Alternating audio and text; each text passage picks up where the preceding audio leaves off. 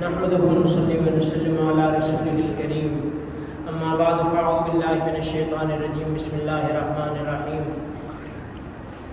افمن وعدناه وعدا حسنا فهو لاقيه صدق اللہ العظیم۔ آج ہم نے 18ویں تراویح پڑھی اور اس میں ہم نے 20ویں پارے کے ہاف سے لے کر 21ویں پارے کے 3 پاؤں تک ہم نے پڑھا ہے، سوا پارہ اسی کا انشاءاللہ خلاصہ ہوگا۔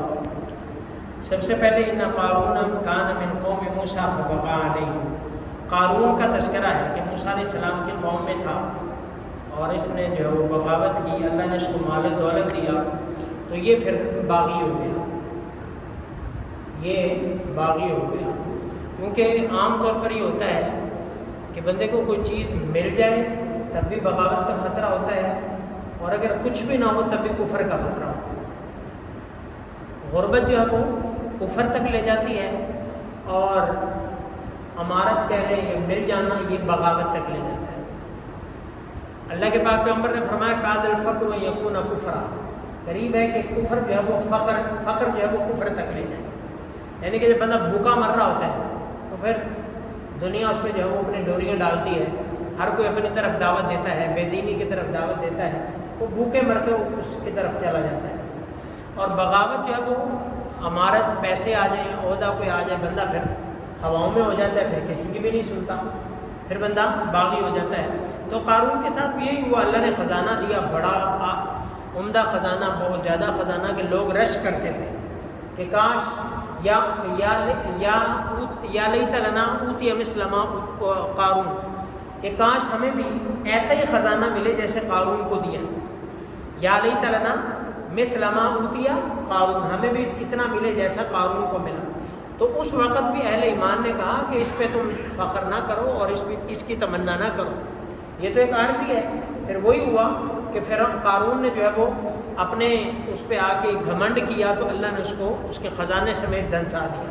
فخسفنا به وبداره الارض، تو اگر آ جائے تب بھی بندے کو اپنی اوقات میں رہنا چاہیے، تب بھی اوقات میں رہنا چاہیے، کیونکہ یہ ایک ایسی چیز ہے اللہ 1 منٹ میں پھیر دیتے ہیں۔ 1 منٹ میں حالات کیا ہیں، بدل جاتے ہیں۔ بڑے بڑوں کے آسمان سے زمین پہ گر جاتے ہیں، کسی کو اللہ زمین سے آسمان کو اٹھا دیتا ہے، کسی کو نیچے اتار دیتا ہے، تو یہ اللہ کے ہاتھ میں ہے۔ بس یہ کہ بندے کو اوقات میں رہنا چاہیے اور اللہ کی اطاعت میں رہنا چاہیے۔ سورہ عنکبوت ہے، عنکبوت کا معنی ہے مکڑی، اسپائڈر، مکڑی، چونکہ اس کے پارے کے آخر میں جا کے مکڑی کا ذکر ہے، اللہ نے مکڑی کا ذکر کیا، اس مناسبت سے سورۃ کا نام سورہ عنکبوت ہے۔ احسب الناس ان یترکوا ان یقولوا آمنا وهم لا یفتنون، کیا لوگ سمجھتے ہیں کہ وہ یہ کہیں کہ ہم ایمان لے اور کافی ہو گیا، ان کو آزمایا نہیں جائے گا؟ وَلَقَدْ فَتَنَّا الَّذِينَ مِن قَبْلِهِمْ، ہم نے پہلے لوگوں کو بھی آزمایا اور تمہیں بھی آزمائیں گے۔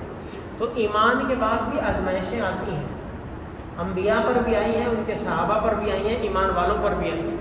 ایمان لانے کے بعد ہاں آخرت میں آزمائشیں نہیں ہیں، ایمان لے آئے تو آخرت میں آزمائشیں نہیں ہیں، دنیا میں آزمائشیں آئیں گی، طرح طرح کی آزمائشیں آ سکتی ہیں۔ اور آج کل کے دور میں خاص کر آزمائشیں آتی ہیں کہ جب بندہ دین پر چلتا ہے ہر طرف سے تانے سننے کو ملتے ہیں، باتیں سننے کو ملتی ہیں۔ آپ ایک رشوت خوروں کے جھنڈ میں بیٹھے ہیں، آپ رشوت نہ لیں گے آپ کو باتیں سننی پڑیں گی۔ آپ سود خوروں کے درمیان بیٹھے ہیں، آپ سود نہیں لیں گے آپ کو باتیں سننی پڑیں گی۔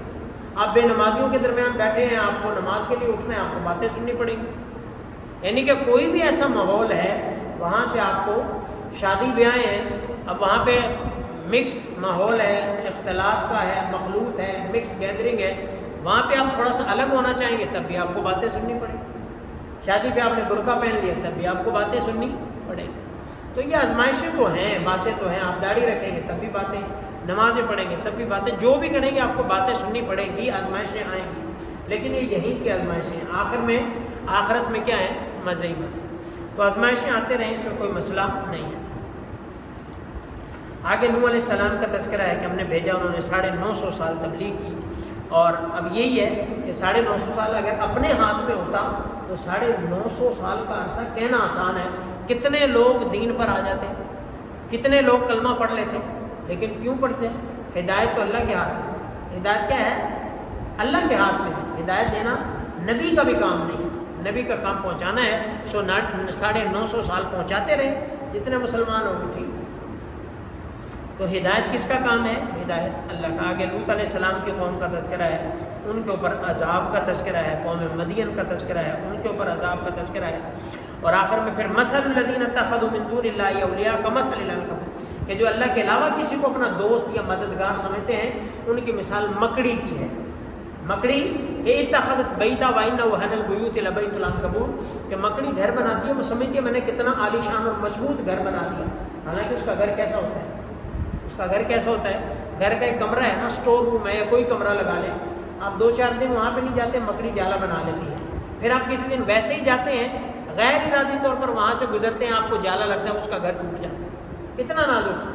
کئی دفعہ آپ ایسے ہوتا ہے، جا رہے ہوتے ہیں تو آپ کو دھاگے سے محسوس ہوتے ہیں کہ جی جالا لگ گیا، مکڑی کا جالا لگ گیا، اس نے جو اتنا بڑا بنایا تھا 1 منٹ میں آپ کو پتہ بھی نہیں چلا وہ ٹوٹ گیا، اتنا کمزور ہے۔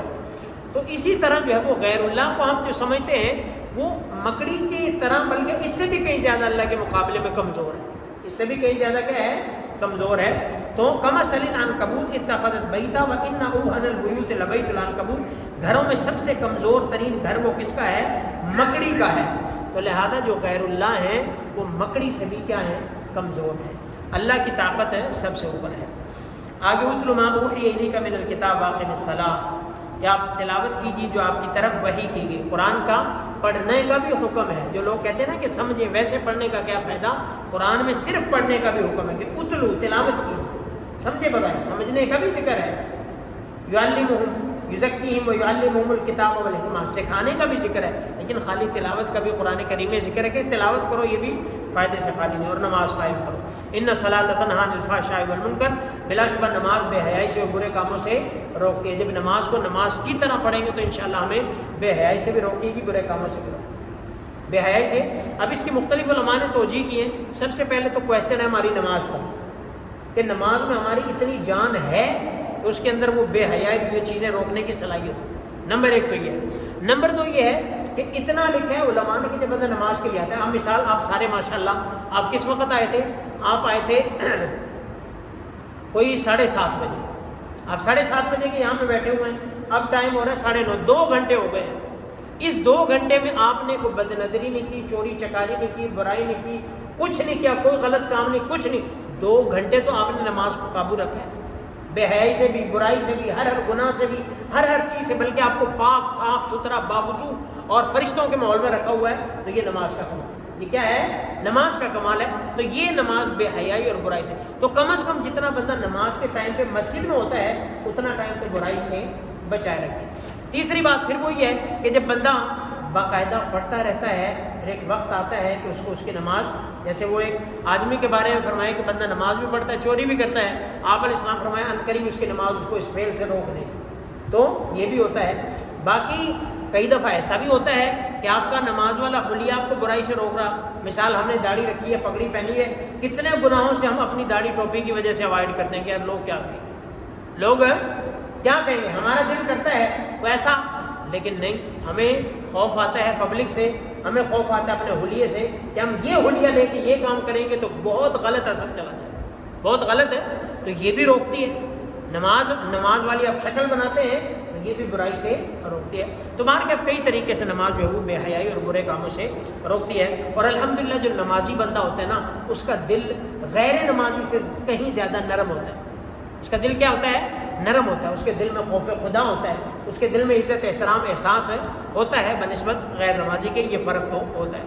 آگے سورہ روم ہے، سورہ روم کے اندر رومیوں کا اور فارسیوں کی لڑائی کا تذکرہ ہے۔ جو رومی چونکہ اہل کتاب ہیں اور فارسی مجوسی مشرک ہیں، تو اہل کتاب ایمان والوں کا جو مسلمانوں کا تھا، ان کی کہہ لیں کہ ایک اٹیچمنٹ یا ان کا لگاؤ جو تھا وہ روم والوں کی طرف تھا، اور باقی جو ہے فارس والوں کی طرف نہیں تھا۔ لیکن ابتدا میں فارس جو ہے وہ جیت گئے، پھر ایک اللہ نے خوشخبری دی کہ ان قریب جو ہے وہ یہ مغلوب ہوں گے، پھر کوئی تقریباً 7-8 سال بعد پھر جنگ ہوئی تو پھر فارسی کیا ہو گئے؟ مغلوب ہو گئے، اس کا یہاں تذکرہ ہے۔ اسی مناسبت سے سورت کا نام بھی سورہ روم ہے۔ آگے اللہ نے اپنی قدرت کی نشانیوں کا تذکرہ فرمایا۔ آگے پھر سورہ لقمان، اللہ الذی خلقکم من ضعف ثم جعل من بعد ضعف قوة ثم جعل من بعد قوة ضعفا وشیبا یخلق ما یشاء وهو العلیم، کہ اللہ نے تمہیں کمزوری سے پیدا کیا، یعنی کہ کمزور پیدا کیا، پھر کمزوری کے بعد طاقت دی، پھر طاقت کے بعد پھر کمزوری، ہمارے ساتھ کیا ہوتا ہے؟ یہی ہوتا ہے، کمزور بچہ پیدا ہوتا ہے کمزور، پھر طاقت دی جوان ینگ، ایک بڑی اس کی جب وہ سخت قسم کی سخت جان قسم کی زندگی ہوتی ہے، اور اس کے بعد پھر کیا ہے؟ کمزور بڑھاپا۔ تو یہ بندے کی زندگی ہے، یہ 3 سٹیپ سارے ہیں، اور یہی کل بندے کی اوقات ہے، کل ملا کے یہی اوقات ہے بندے کی، بچپنا، جوانی، بڑھاپا، پھر بھی وہی یعنی کہ کمزوری اور وہی ساری چیزیں۔ آگے سورہ لقمان ہے، سورہ لقمان میں چونکہ لقمان علیہ السلام کا تذکرہ ہے، اس مناسبت سے لقمان علیہ السلام بڑے حکیم تھے، اللہ نے ان کو بڑی دانائی دی تھی۔ کہتے ہیں کہ اللہ نے ان کو اختیار دیا تھا، حکمت لے لیں یا نبوت لے لیں، تو انہوں نے حکمت کو اختیار